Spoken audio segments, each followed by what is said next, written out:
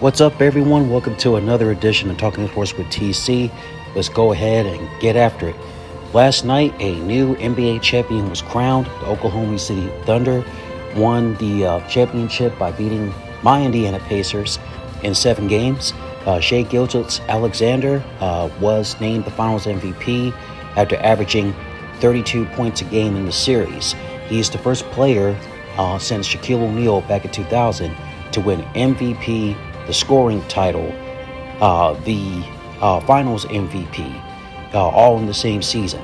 The Thunder really clearly were the best team the entire season. They won 68 games. They cruised through the Western Conference playoffs, and it was a tough series against Indiana, but they are standing at the top of the mountain.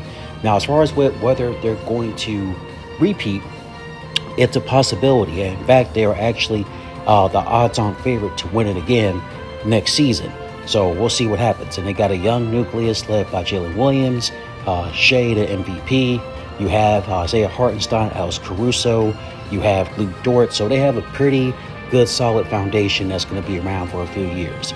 Now, speaking of which, what happened during the finals, Tyrese Haliburton, the All-NBA point guard for the Pacers, was having a pretty good game, hit 3 3-pointers, until he suffered an Achilles injury.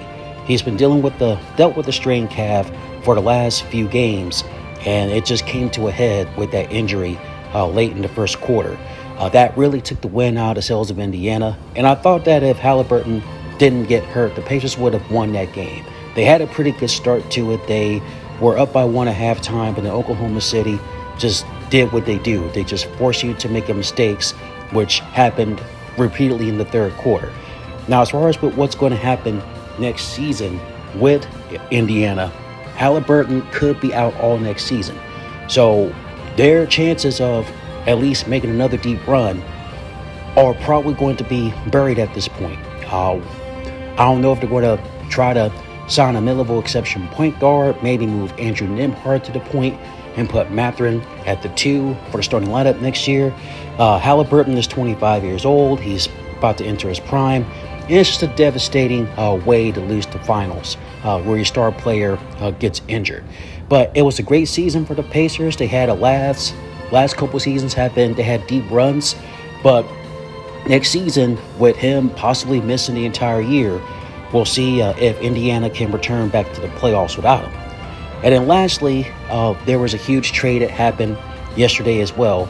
15-time All-Star Kevin Durant is heading to H-Town from Phoenix. In exchange, the Suns get Dillon Brooks, Jalen Green, and a bevy of draft picks.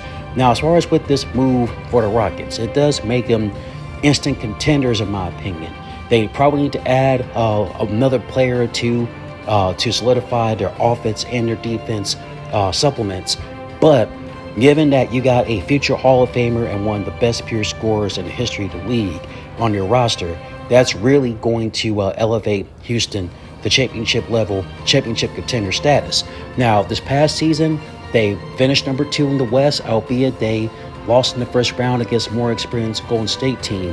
But Houston is primed for a deep run, assuming if all their players can gel together and stay healthy. So it'll be interesting to see if this experiment down in H-Town works with Kevin Durant.